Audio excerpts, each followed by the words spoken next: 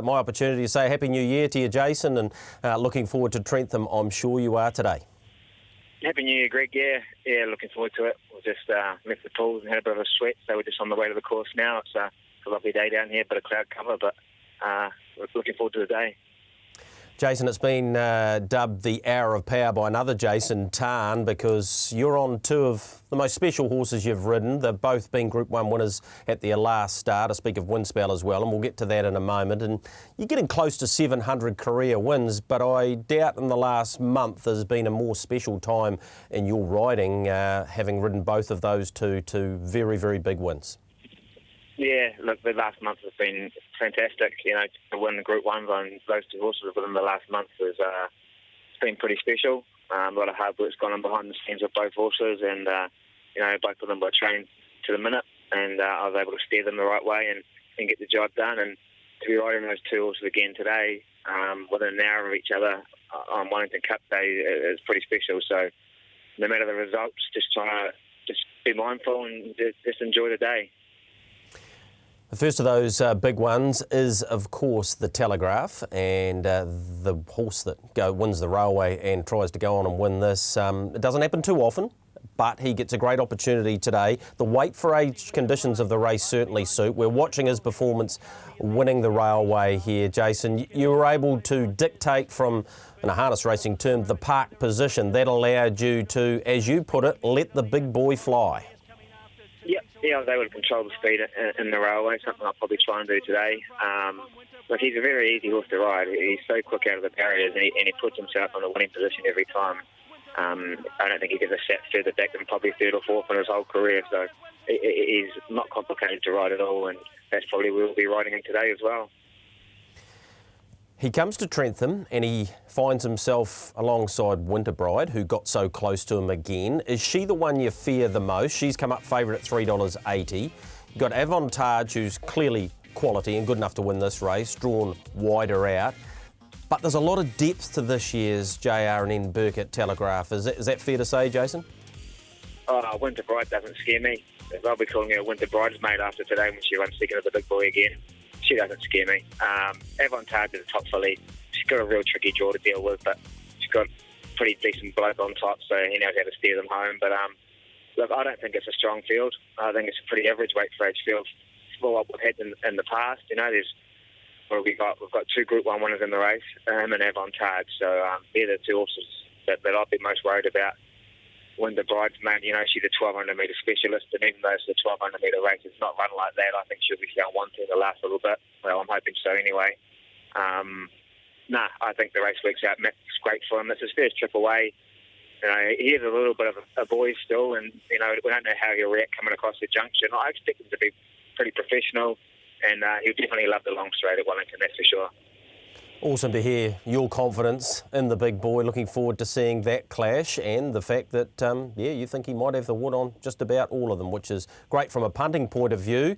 Windspell finds himself in a Harcourt's Thorndon that certainly has depth. I'm sure you'll concur with that. Rock On Wood's the favourite, the CD Star at $3.60. Top of the book, Shadows Cast. These two have had some great clashes, haven't they? On the Rocks. Is very talented, carried the grandstand to win last time, a Rich Hill Mile winner as we know. Vigor Winner went a fantastic race in the Copeland's Mile. Yearn's a quality mare. This looks to have more depth therefore than what you've been saying about the Telegraph. Yeah, I think the Thorndon Mile's a cracking field this year. You know, you've got three Group 1 winners in it that have won three of, you know, they've won between them, they've won the Captain Cook, the Thorndon Mile and the Rich Hill. Probably our three biggest miles apart from the Windsor Park Clay, and obviously on the Rocks has won the Herbie Dyke as well. So I think it's a cracking field. Yeah, you've got Vigor Winner and you've got the real up-and-comer and Rock On Wood, who, to be fair, would be a fairy tale story if he happened to win. You know, it would be a great story for Ryan and his mum to claim their first Group 1 together. I don't think nobody could part them from that. So, if I have to get beat by someone, it's not one of my mates. I hope it's Rock On Wood, but it's definitely a race with a bit of depth in it today. You'll have a lot of confidence in Windspell, and I had the opportunity to talk to co-trainer John O'Benner during the week. He said he's more than happy. Him and Holly couldn't be happier with where he's at. We're watching his performance to win the Captain Cook. This meant a lot to you, but it was thoroughly deserved by this horse, wasn't it? Oh, too right it was. You know, it was 8 or 9 Group 1 placings he's had. Probably 4 or 5 of those have been second, 3 or 4 of them to Melody Bell. If you take out his run in Australia this year, you know, he's second to Melody Bell, fourth to Melody Bell, second to Rock On Wood, and then he's won a Group 1. So he's been absolutely faultless in New Zealand this preparation, and I expect him to turn up in the same condition today as well. What about barrier draw wise? What would you like to see unfold for you? Because coincidentally, you've got the 9 gate with your 2 favourite horses. Yeah, I definitely would have preferred to have drawn a bit closer to the rail with Windspell. Julius doesn't matter so much, but Windspell would have probably preferred to draw probably between 1 and 5. He's a horse that really needs an economical run during the race, so we'll try and get him as close to the fence we can and give him a softer trip.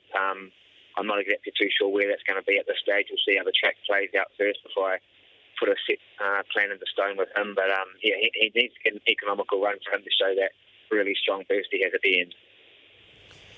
That's the 2 feature races and 2 outstanding rides for you, Jason. Let's have a look at a couple of your other rides for the day. Prince Albert goes round in race number 6. He's in terrific form, isn't he?